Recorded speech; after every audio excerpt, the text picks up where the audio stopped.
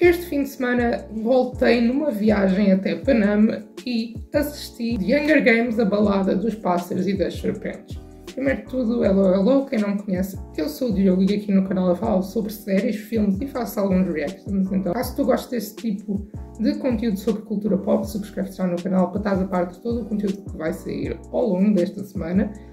E hoje vamos falar com spoilers sobre a nova adaptação de Hunger Games. Caso tu ainda não tenhas assistido o filme, não te preocupes, que eu acabei de publicar nas minhas redes sociais um pequeno vlog onde eu fui sábado ver até Lisboa este incrível filme que eu amei bastante, porque afinal eu já tinha lido o livro há 2 anos e quando saiu a confirmação de que iria haver a adaptação para os cinemas eu estava bastante ansioso, mas disso nós já falamos daqui a pouco, ok? E lá falo sem spoilers alguns do que é que eu achei do filme e se vale a pena pagarem para ir ao cinema vê-lo, porque nós sabemos que, né, o cinema está demasiado caro. O filme de Hunger Games, a balada dos pássaros e das serpentes, fala sobre a história de origem do nosso maior vilão, o Presidente Snow. Claro que isto se passa 64 anos antes de tudo aconteceu com a Katniss, nos filmes que nós acompanhamos, lá em 2015, 2010, por aí.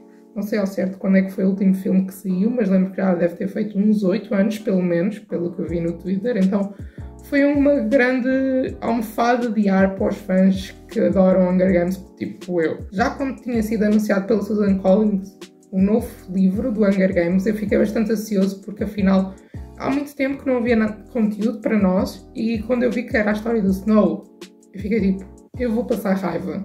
E eu passei raiva, tipo, a ler o livro. Então quando foi anunciado a adaptação para as telas do cinema, eu ainda fiquei mais ansioso e muito curioso como é que eles iriam conseguir passar um livro de 500 páginas que tem bastantes detalhes para uma tela onde tinham pelo menos máximo 3 horas para contar a história. E acho que isso é algo que o diretor do filme, que é Loris Lawrenson, acho que disse bem, e a outra diretora, que eu também já me esqueci do nome, eu sou péssimo com nomes, ok, gente, então conseguiram adaptar muito bem a obra da Susan Collins e levando maioria dos detalhes que nós tínhamos lido no livro para o filme e ter transformado aquilo numa realidade que é magnífica. A sério, eu fiquei super surpreso como a adaptação foi muito fiel ao livro.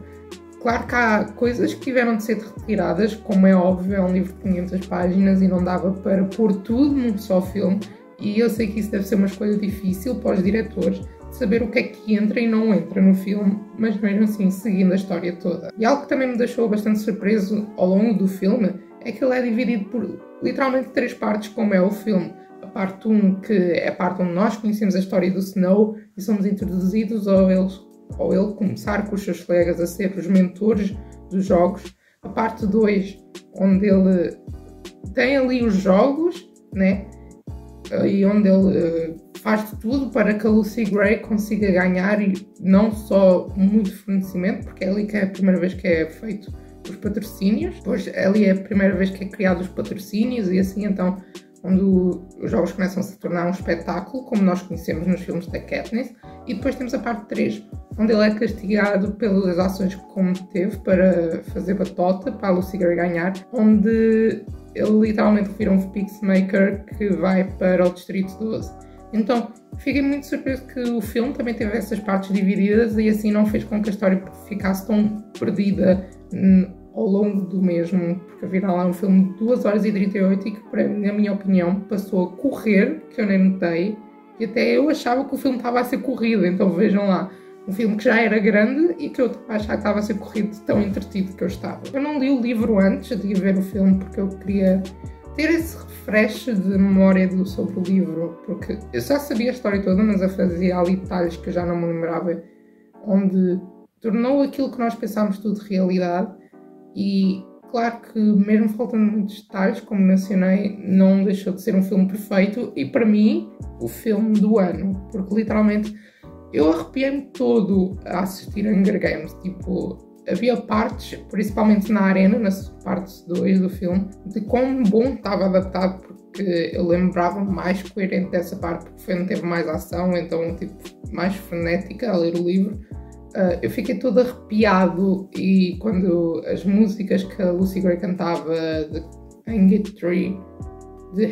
Tree. Inclusive, na minha sala de cinema eu consegui ouvir algumas pessoas a cantar baixinho e eu estava tipo também a cantar muito baixinho para ninguém me ouvir porque eu não queria incomodar ninguém. E só foi tipo excelente, tipo, deu para ver o quanto eu estava bem focada a ver o filme, porque normalmente eu sou uma pessoa que vai sempre comentando o filme com o meu grupo de amigos, caso eu vá acompanhado, e que normalmente mostra muita emoção a ver o filme. E eu mostrei alguma, mas em comparação com todos os filmes que eu já vi este ano, este foi o que eu literalmente fiquei mais quieto na cadeira e fiquei bem surpreendido que não tive muitas reações como eu esperava que iria ter. Antes de eu falar por partes da história do filme, vou falar sobre a atuação dos atores, que foi de 5 estrelas, tipo, todos estão de parabéns, desde os tributos aos mentores, que são menos importantes. O ator que faz de César nos passou totalmente a mensagem que o personagem tem no livro. O ator que faz do professor Highbottom também fez, um espetáculo. E inclusive o final onde ele morre é incrível, mas eu comecei-me a rir porque as minhas amigas ao meu lado começaram-se a rir porque se lembraram de um meme qualquer, então eu fiquei tipo fogo, eu estava aqui tão séria e imerso no filme que eu fui puxado para trás quando elas começaram-se a rir. Claro que eu não vou isso a mal, don't worry. Viola Davis como Doutora Gale está incrível, foi a melhor atriz escolhida para o papel. Eu não sei se ela fez a audição ou se foi escolhida, mas se foi escolhida foi uma ótima decisão do diretor, pois ela consegue puxar o medo e a raiva que a Doutora Gale dá ao longo do filme e da psicomania que ela tem sobre os Hunger Games e como ela quer tanto que eles continuem mesmo que todo o mundo esteja oposto à decisão dela. A atriz que faz de Tigris, que é a Hunter Schafer, que ela é da Euphoria, já a conhecia. Por isso é que eu me lembro do nome dela. Ela teve incrível no papel de Tigris, que é a prima do Snow e que inclusive nós já tínhamos conhecido na Volta Parte 2. E eu gostei bastante como toda a personagem em si foi, apesar de pouco presente, foi bastante importante para como o desenvolvimento do Snow iria ser. A atriz que faz de Lucy Gray, que é a Rachel, também teve muito bem. Ela tem um vozeirão muito bom, principalmente as cenas de música, né? Porque a Lucy Gray é uma artista, é uma performance, e na parte em que estão no Distrito 12 no final, onde ela está a cantar, esses momentos foram bem divertidos. Eu estava sempre a dançar com as músicas que eles cantavam e houve uma parte que eu virei para a minha amiga e disse: eles vão começar assim, boom, de clap, boom, boom, clap. Tipo, porque lembram-me um bocado a vibe da Hannah Montana no filme. E não há, eu não sei, e acho que agora vai, tipo, prémio para o melhor ator de todos, que foi o rapaz que fez de Presidente Snow. Ele está de parabéns para tudo que ele fez no filme, porque ele passa totalmente a mensagem de o Snow ter sido corrompido não só pela própria ganância de poder, mas como também pelo que acontece à volta dos jogos. Então, nós vimos um Snow que ainda é meio inocente, mas que ao mesmo tempo tem os seus defeitos já se mostrarem. E ao longo do filme ver essa personagem e esse vilão a ser construído sem que passa um pano nele, né?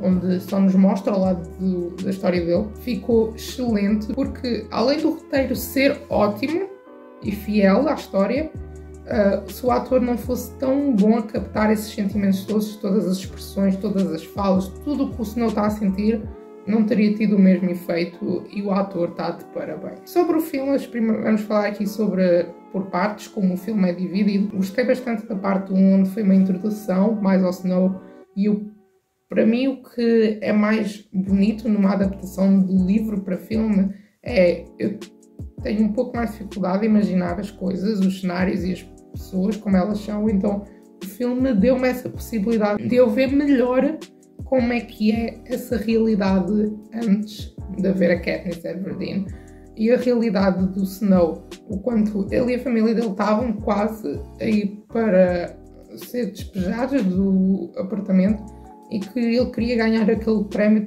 do Phil, né, que é o pai do Sessions, onde seria dinheiro suficiente para ele salvar a sua família depois da guerra que aconteceu. Eu aí achei que a história estava um pouco no speed, principalmente que, né, acontece rápido a seleção dos tributos para cada mentor, mas algo que me esqueço é que no livro nós não temos só as falas de personagens como nós temos num filme, e muito dificilmente nós sabemos o que é que o personagem está a pensar naquele momento, enquanto no livro consegues saber isso perfeitamente. Então, mas eu gostei muito da adaptação da parte 1 deste filme, está muito fiel, e na mesma eu não sei se eles inovaram em alguma coisa ou mudaram assim alguma coisa que eu fosse reparar. Na parte 2, quando já é a parte onde é mostrar a Lucy Gray ao público, fazer com que toda a gente se encante com ela, é aí onde o Snow começa a aplicar o facto de que as pessoas precisam se conectar com os tributos para que possam ver os jogos e torcer por eles, como fosse um reality show, literalmente. Isso foi a ideia que ele deu à Doutora Gal, não sei se foi já na parte... se ainda foi na parte 1 do filme ou se já foi na parte 2. E a Doutora Gal vê o quanto ele entende dos jogos e vê ali uma potência de que ele pode ser algo mais e uma grande ajuda para ela. Afinal, ele é que tem ideia sobre os patrocínios. A Doutora Gal fica encantada por como o Snow consegue ter essas ideias incríveis que só irão ajudar os jogos a tornar mais interessantes para as pessoas. E claro que nós, ao longo do segundo ato, vemos a cena do Seasons a entrar na arena, e aí foi uma cena bastante ali intensa e que deixa o espectador que não leu o livro com do tipo, ok, ele não vai morrer, mas será que o amigo dele vai morrer? Então nós só estamos ali à espera de que tudo aconteça. E claro que encerra da maneira mais linda de todas, que é quando a Dr. Gal manda as cobras, né? Depois dos ataques, mataram lá um dos alunos, que era o filho do presidente de Panem, em que o Snow põe o pano, né, com o cheiro da Lucy nas cobras para elas já estarem habituadas ao cheiro dela e não atacarem-na, porque ele queria muito vencer estes jogos para poder ter o dinheiro, para poder salvar a sua família. Então ele acaba por fazer batota e é penalizado com isso. É isso que vamos para a parte 13, mas já mencionamos a seguir. E é quando temos toda a gente a morrer na arena, exceto a Lucy Gray, que começa a cantar enquanto as cobras circulam tipo à volta dela e fazem aquela saia de cobras que é mencionada no livro. Aí eu fui um pouco com mais expectativa para essa cena. Pensava que as cobras iriam entrar pelos túneis.